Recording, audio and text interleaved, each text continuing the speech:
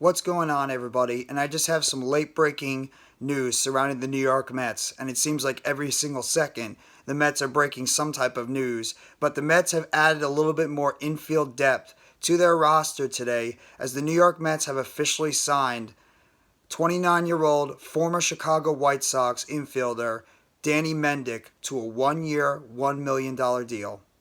And last year, Mendick for the White Sox, he hit 289 in 106 plate appearances for the White Sox last year, but he was ended up non-tendered after the end of the season. And the Mets, after they officially signed him, will take at least 4 years of his control of his salary going forward. So Mendick is now part of the New York Mets roster, and he adds another element and another infield piece to what already is going to be a pretty solid infield going forward, with the Mets already having Carlos Correa signed and under contract, 12 years, $315 million. He's going to be playing third base. You got Francisco Lindor, who's going to be playing shortstop.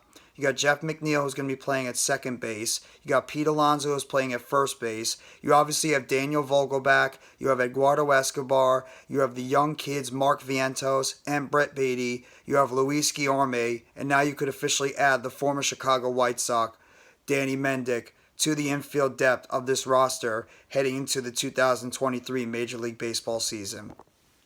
So I just want to give this really quick New York Mets update. The Mets have officially added another infield piece, as they have signed 29-year-old infielder Danny Mendick, formerly of the Chicago White Sox, to a 1-year, $1 million deal. He hit 289 last year for the White Sox in 106 plate appearances, and he was non-tendered after the season, which means the New York Mets will have 4 more years of control with him in case they ever want to bring him to the minor leagues, or if the Mets want to keep him around for the next 4 years, which means he'd be with the Mets if they decide to keep him under the tender for at least until his age 33 season.